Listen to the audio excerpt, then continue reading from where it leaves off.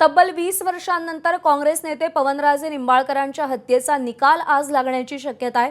मुंबई सत्र न्यायालयात थोड्याच वेळात सुनावणी होणार आहे। पद्मसिंह पाटील रुग्णवाहिकेतून कोर्टात सुनावणीसाठी दाखल झालेत। त्यासोबतच ओमराजे निंबाळकरही कुटुंबियांसह कोर्टात दाखल झालेत। 3 जून 2006 रोजी मुंबईहून धाराशिवला जात असताना नवी मुंबईच्या कळंबोलीत राजकीय वादातून पवनराजे निंबाळकर यांची गोळ्या झाडून हत्या करण्यात आली। गोळीबारात पवनराजेंचा चालक समद काझी याचा देखील मृत्यू झाला होता। 2 अज्ञात हल्लेखोरांनी पाठलाग करून त्यांच्यावर गोळीबार केला। या हत्येप्रकरणी माजी गृहमंत्री पद्मसिंह पाटील यांच्यासहित 9 आरोपी आहेत। माजी खासदार पद्मसिंह पाटील यांच्यावर पवनराजे निंबाळकर हत्या प्रकरणाचे प्रमुख सूत्रधार असल्याचा आरोप आहे। सप्टेंबर 2009 पासून या प्रकरणी पद्मसिंह पाटील जामिनावर बाहेर आहेत। राजकीय वादातून 25 लाखांची सुपारी देऊन हत्या घडवून आणल्याचा सीबीआयचा आरोप आहे। 14 मे रोजी वैद्यकीय कारणास्तव दोन्ही आरोपी सुनावणीला हजर राहू न शकल्यामुळे सुनावणी लांबणीवर गेली होती। आरोपी मोहन शुक्ला आणि पद्मसिंह पाटील यांनी वैद्यकीय कारणास्तव पुढची तारीख मागितली होती। आता आज येणाऱ्या निकालाकडे अवघ्या राज्याचं लक्ष लागलंय।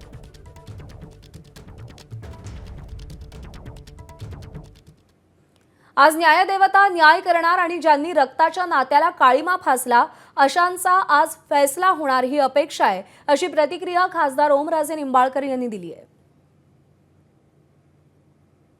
न्यायाची अपेक्षा आहे न्यायदेवतेकडनं, पण जवळपास 2 दशकांनंतर हा निकाल येतोय निश्चितपणे। कारण 20 वर्षानंतर 20 वर्ष आणि 13 दिवस तब्बल हा न्यायालयीन प्रक्रिया चालू होती आणि आज कोर्टानं या खटल्याच्या बाबतीतली निकालाची अंतिम तारीख आज दिलेली आहे। सगळ्या कुटुंबाला न्यायाची अपेक्षा आहे। प्रतिनिधी आपल्याला या सगळ्या संदर्भात अधिक अपडेट देतील। सूरज, 20 वर्षांनंतर या खटल्याचा आज निकाल लागण्याची शक्यता आहे। पद्मसिंह पाटील पोहोचलेत, ओमराजे निंबाळकर पोहोचलेत। काय नेमके अपडेट्स आहेत सध्याच्या घडीचे? सुनावणीला सुरुवात झाली आहे का?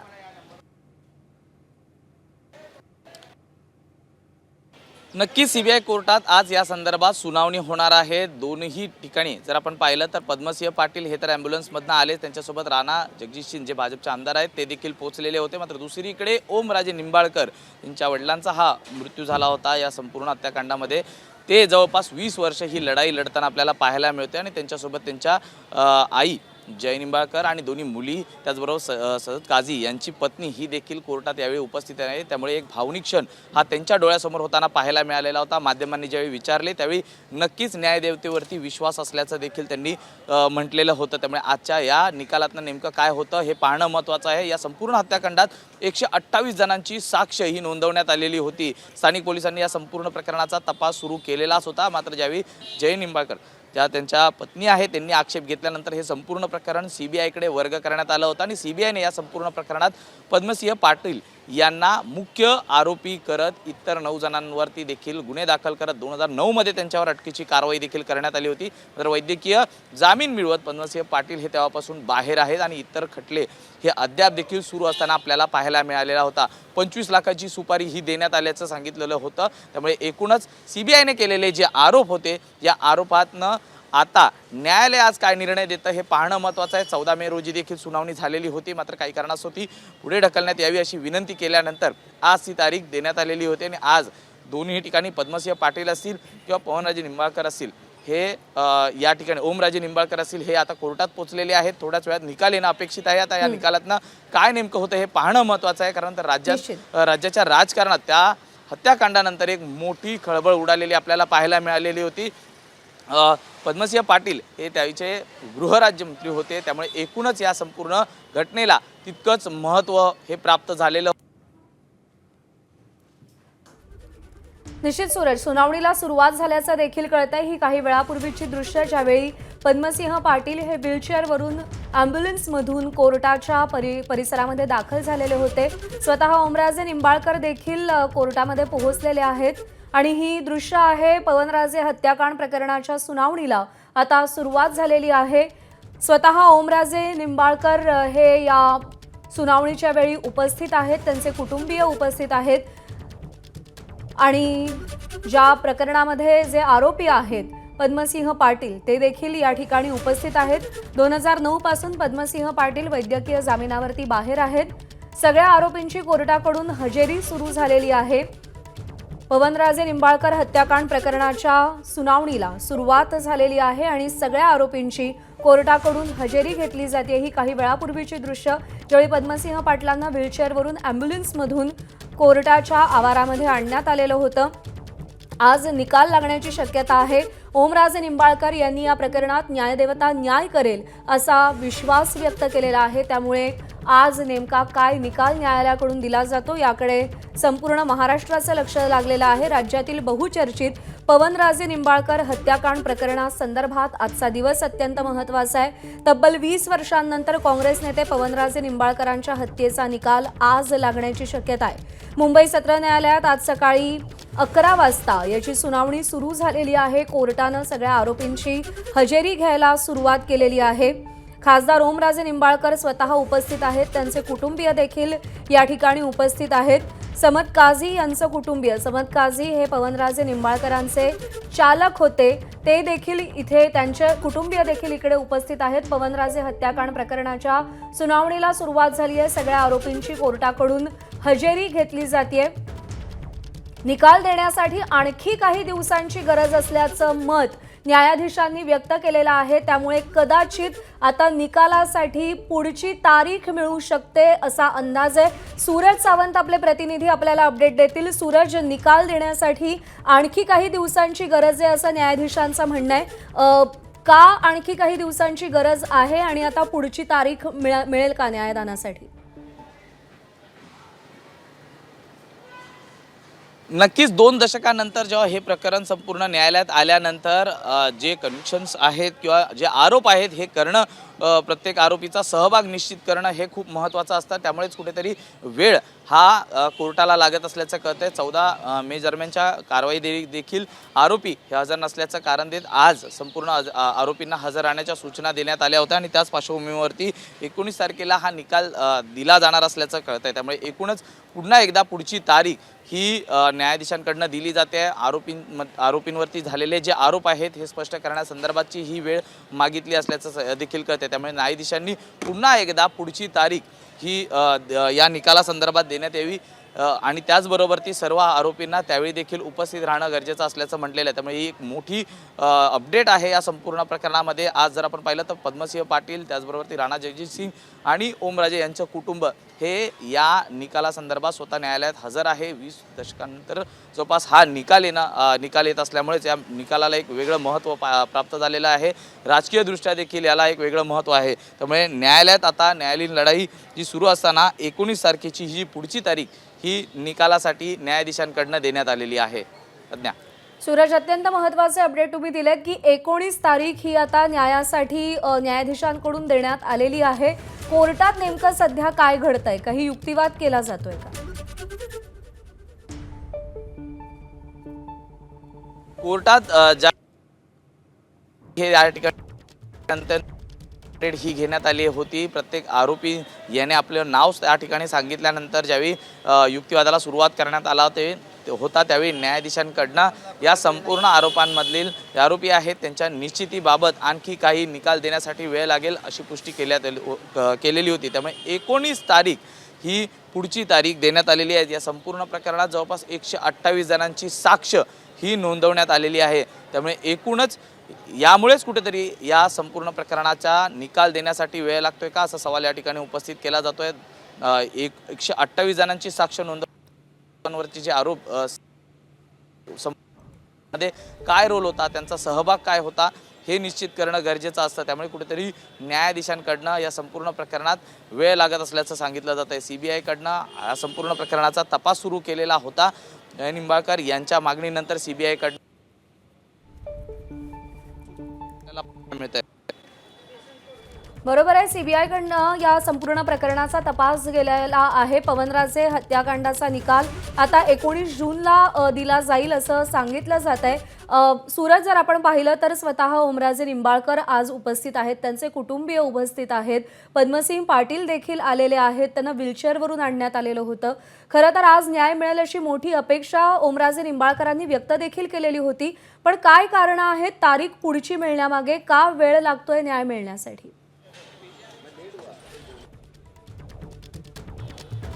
खरं तर जर सांगायचं झालं तर जवळपास वाचन करायला फार वेळ लागतो, त्यामुळे हा निकाल पुढे ढकलला जात असल्याचं सांगितलं जातंय। त्यामुळे पुढच्या 19 तारखेला या संपूर्ण आरोपींबद्दलचे जे आरोप आहेत हे निश्चित केले जातील। 128 जणांची जी साक्ष घेण्यात आली होती त्या साक्षमधून कुठले क्लूज काढण्यात आले होते हे देखील स्पष्ट केलं जाईल आणि त्या आधारावरती जो निकष आहे किंवा निकाल आहे हा अपेक्षित आहे असं सांगितलं जातं। त्यामुळे 19 तारखेला या संदर्भातला जो निकाल आहे हा देण्यात येईल। आता थोड्याच वेळात या ठिकाणी जे आरोपी होते म्हणजे पाटील असतील, राजे निंबाळकर असतील, त्याचबरोबर ती इतर 9 आरोपी आहेत हे आता थोड्याच वेळात बाहेर येतील। आपण पाहिलं तर पद्मसिंह पाटील हे सकाळीच या ठिकाणी अँब्युलन्सने आलेले आपल्याला पाहायला होते आणि त्यांच्यासोबत राणा जगजितसिंग हे देखील भाजपचे आमदार उपस्थित होते। आपण पाहिलं तर पद्मसिंह पाटील हे आता आलेले आहेत। निकालाचं वाचन हे आज काही कारणास्तव करता आलेलं नाहीये, कारण त्या ठिकाणी वाचन करायला फार वेळ लागला असल्या कारणाने न्यायाधीशांनीच या संदर्भातली पुढची तारीख ही देण्यात आलेली आहे, ती म्हणजे 19 तारीख देण्यात आलेली आहे। त्यामुळे 19 तारखेला आता पुन्हा एकदा या निकाला संदर्भातची उत्साही पाहायला मिळेल। मात्र आता ओमराजे यांची नेमकी काय प्रतिक्रिया राहणार आहे हे महत्वाचं आहे, कारण ओमराजे निंबाळकर हे सकाळीच आपल्या कुटुंबियांसह त्याचबरोबर समद काझी यांचं कुटुंबीय हे देखील कोर्टात दाखल झालेलं आपल्याला पाहायला मिळालेलं होतं। दुसरीकडे पद्मसिंह पाटील यांच्यासह त्यांचे कुटुंबीय हे देखील उपस्थित राहिलेलं पाहायला मिळत होतं। बरोबर आहे, त्यामुळे आज या सगळ्यांना न्याय मिळेल अशी अपेक्षा त्यांनी व्यक्त केलेली होती, पण कोर्टानं आता पुढची तारीख दिलेली आहे। 19 तारखेला कोर्ट निकाल देणार आहे। 19 तारीख ही कोर्टानं दिलेली आहे निकालासाठी आणि आता पुन्हा एकदा निकालाची तारीख बदलण्यात आलेली आहे। 20 जून 19 ऐवजी 20 जून ही तारीख निश्चित करण्यात आलेली आहे। पवनराजे निंबाळकर हत्या प्रकरणाचा निकाल देण्यासाठी आता कोर्टानं 20 जूनची तारीख दिलेली आहे। यामध्ये याआधी ज्यावेळी मे महिन्यातली तारीख देण्यात आलेली होती त्यावेळी वैद्यकीय कारणास्तव पद्मसिंह पाटील उपस्थित राहू शकलेले नव्हते, त्यामुळे आजची तारीख देण्यात आली होती, 16 जूनची तारीख देण्यात आलेली होती।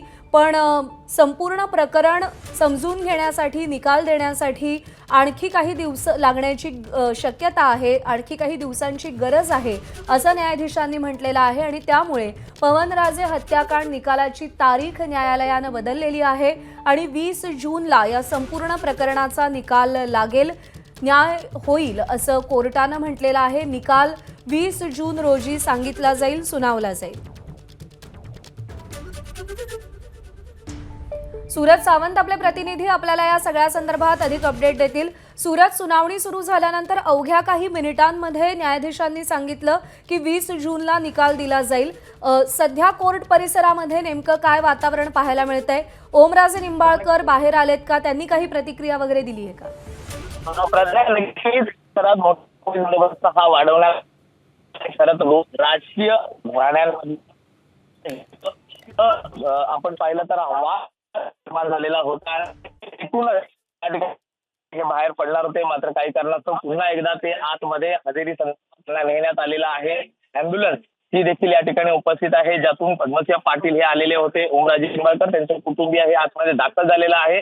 एकूणच या संपूर्ण निकालाचं वाचन करण्यासाठी वेळ लागणार असल्या कारणाचं कारण देत पुढची तारीख न्यायाधीशांनी दिली होती, मात्र कुठेतरी वकिलांची उपस्थिती ही देखील तितकीच महत्वाची आहे, त्यामुळे तारीख बदलून ही 20 जून करण्यात आलेली आहे। या नक्कीच महत्वाची आहे, त्यामुळे तारीख बदलून ही 20 जून करण्यात आलेली आहे। या संपूर्ण प्रकरणात 9 आरोपी आहेत, या 9 आरोपींचा नेमका सहभाग काय आहे, त्याचबरोबर ती 128 जणांचे जबाब या संपूर्ण प्रकरणात नोंदवण्यात आले होते। स्थानिक पोलिसांवरच्या तपासावरती आक्षेप घेत या ठिकाणी पवनराजे निंबाळकर यांच्या पत्नीच्या मागणीनंतर हे संपूर्ण प्रकरण सीबीआयकडे वर्ग करण्यात आले होतं आणि 20 दशकानंतर आता त्याचा निकाल येणं आज खरं तर अपेक्षित होतं, मात्र न्यायाधीशांनी पुन्हा एकदा पुढची तारीख दिलेली आहे। त्यामुळे 20 जून रोजी या पूर्ण घटनेचा पुढचा निकाल काय येतो हे पाहणं महत्त्वाचं आहे। न्यायालय परिसरात संपूर्ण जर आपण पाहिलं तर या ठिकाणी एकीकडे ओमराजे यांचं कुटुंबीय तर आहेच, मात्र दुसरीकडे पद्मसिंह पाटील यांचे कुटुंबीय हे देखील दाखल झालेले आपल्याला पाहायला मिळतं आणि त्याच कारणास्तव या ठिकाणी पोलीस बंदोबस्त हा देखील वाढवण्यात आलेला आहे। आता ज्या ठिकाणी जर आपण पाहिलं तर पद्मसिंह पाटील हे थोड्याच वेळात बाहेर पडणार होते, मात्र त्या ठिकाणी जागेची कमतरता लक्षात घेता त्यांना आतमध्ये कोर्ट परिसरामध्ये ॲम्ब्युलन्स घेऊन पाटील यांचा ताफा जो होता तो पुढे गेलेला आपल्याला पाहायला मिळतोय। मात्र आता 20 जून रोजी नेमका काय निकाल अपेक्षित आहे हे पाहणं महत्वाचं राहणार आहे। सध्या आपल्याला माहिती आहे सूरज की या संपूर्ण प्रकरणाला आता जवळपास 20 वर्ष झालेली आहेत आणि 20 वर्षांनंतर निकाल येणं अपेक्षित होतं खरं तर आज. पण जे हत्याकांड घडलं त्यामागे जसं राजकीय कारण होतं तसेच कौटुंबिक किनार सुद्धा या संपूर्ण प्रकरणाला आहे. राजकीय आणि कौटुंबिक संघर्ष नेमका काय होता यामागचा?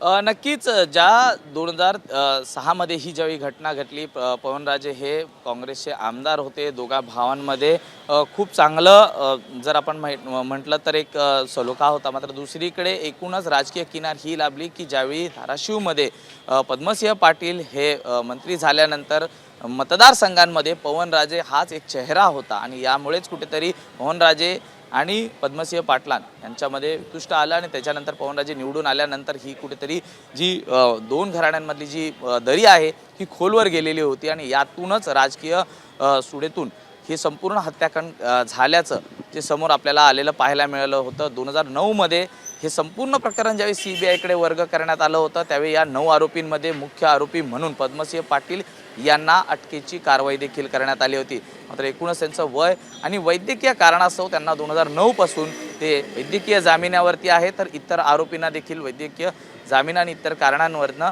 जामीन देण्यात आलेला होता आणि तेव्हापासून हे संपूर्ण प्रकरण प्रलंबित होतं.